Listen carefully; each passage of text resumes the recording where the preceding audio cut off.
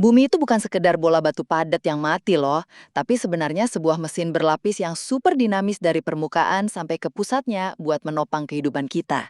Pertama, kita bahas kerak dan mantel bumi. Kerak tempat kita berpijak ini tipis banget, cuma 5–70 km aja. Ibarat kulit apel dibanding daging buahnya, dan tersusun dari silikat serta aluminium. Nah, tepat di bawahnya ada mantel bumi, lapisan raksasa setebal 2.900 km, berisi besi dan magnesium yang mendominasi 84% volume bumi.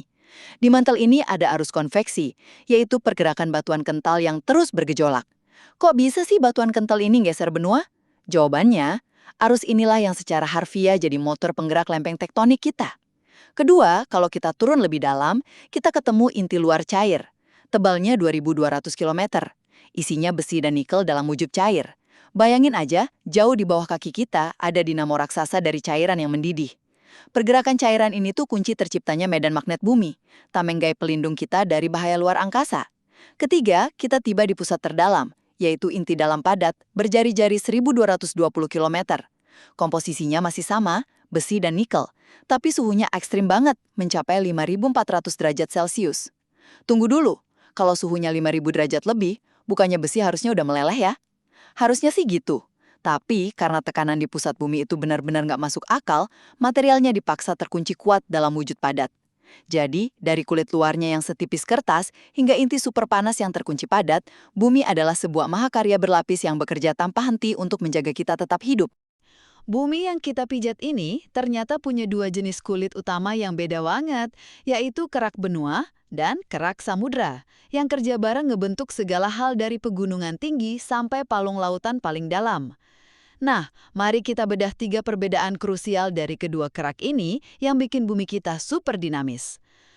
Pertama, soal ketebalan dan lokasinya. Bayangin aja kerak benua, kayak paparan Sunda di Kalimantan tuh, ibarat kasur tebal yang ngapung. Ketebalannya bisa 20–70 km, apalagi di bawah pegunungan raksasa. Sebaliknya, kerak samudra di dasar laut itu lebih mirip karpet tipis. Tebalnya cuma sekitar 5–10 km aja.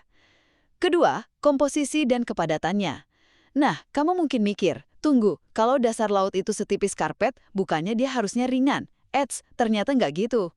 Daratan benua emang terbuat dari batuan granit purba yang terang dan ringan, tapi kerak samudra terbuat dari batuan basalt gelap yang super padat dan berat. Justru karena dia lebih berat inilah, dia tenggelam lebih rendah dan secara alami ngebentuk mangkok raksasa tempat air laut ngumpul. Ketiga, umur dan siklus hidupnya. Karena kerak benua itu ringan, dia tuh anteng aja ngapung di atas lapisan astenosfer di bawahnya, makanya umurnya bisa awet sampai miliaran tahun. Keren kan? Tapi dasar laut punya nasib beda. Karena berat, kerak samudra ini terus ngalamin siklus daur ulang tanpa henti. Ia terus diciptain dari retakan punggung lautan dan akhirnya hancur tenggelam meleleh lagi ke dalam perut bumi. Pada akhirnya, keseimbangan dinamis antara daratan purba yang tebal dan dasar laut padat yang terus mendaur ulang dirinya, inilah yang jadi mesin penggerak utama planet kita. Mantel bumi bukanlah sekedar lapisan batu mati, melainkan mesin raksasa tersembunyi yang terus bergerak dan secara harfiah membentuk wajah planet kita. Pertama nih, skalanya benar-benar masif. Lapisannya mencakup 84% total volume dan 67% massa bumi kita, dengan ketebalan sampai 2.900 km. Coba bayangin bumi itu kayak buah alpukat. Nah, mantel bumi ini bukan kulit tipisnya, tapi justru seluruh daging buah yang tebal banget itu. Karena super dalam, wujudnya tentu beda-beda di tiap lapisan. Kedua, mantel ini punya anatomi yang unik. Paling atas ada litosfer yang padat dan kaku. Tepat di bawahnya, ada astenosfer yang sifatnya plastis bak jeli, bikin lempeng benua bisa leluasa bergeser. Terus jauh di bawah, ada mesosfer.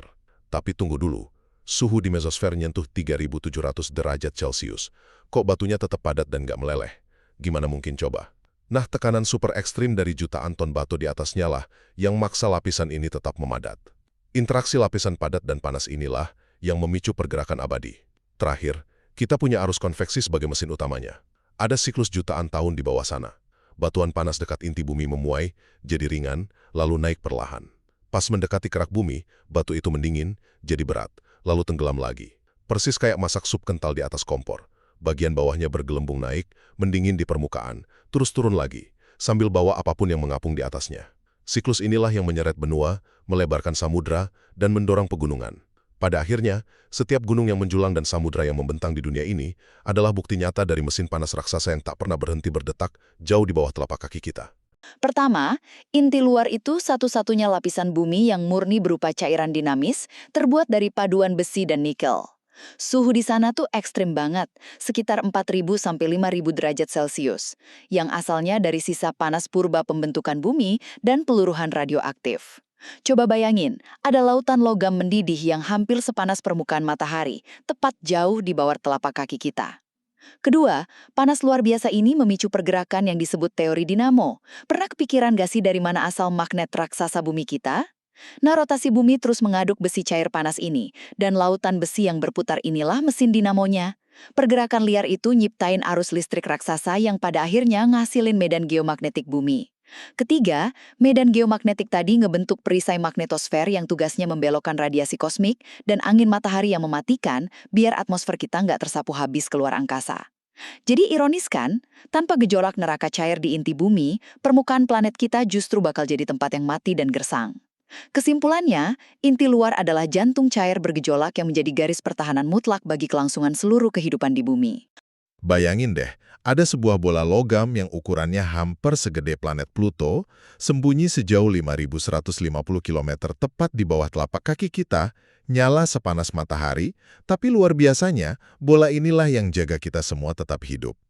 Pertama, inti dalam ini tuh wujudnya kristal padat, isinya hampir full besi dan nikel dengan jari-jari sekitar 1.220 km, atau kira-kira 70% ukuran bulan. Suhu rata-ratanya 5.200 derajat, dan di pusatnya bisa nembus 6.000 derajat Celcius.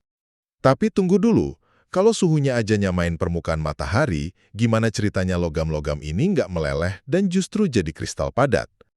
Nah, kedua, jawabannya ada di paradoks kepadatan inti. Inti ini tetap padat gara-gara tekanannya yang benar-benar ekstrim, lebih dari 3 juta atmosfer, beda banget sama permukaan laut kita yang cuma 1 atmosfer. Tekanan ini ibarat ditindih jutaan gajah secara barengan yang secara harfiah ngunci atom-atom logam itu sampai nggak berkutik dan terpaksa membeku. Dan proses pembekuan paksa inilah yang bawa kita ke rahasia terbesarnya. Terakhir, ada proses kristalisasi terus-menerus di mana logam cair dari luar perlahan membeku dan nempel ke inti dalam. Panas yang lepas dari proses ini ngedorong arus konveksi yang jadi bahan bakar buat magnetosfer bumi. Bukankah sangat luar biasa? Proses pembekuan logam jauh di kedalaman sana justru bertindak sebagai dinamo raksasa penghasil perisai tak terlihat yang melindungi planet kita dari radiasi. Pada akhirnya, inti dalam bumi bukanlah sekedar bongkahan batu panas, melainkan sebuah jantung kristal yang terus berdetak untuk melindungi kehidupan kita dari keganasan luar angkasa.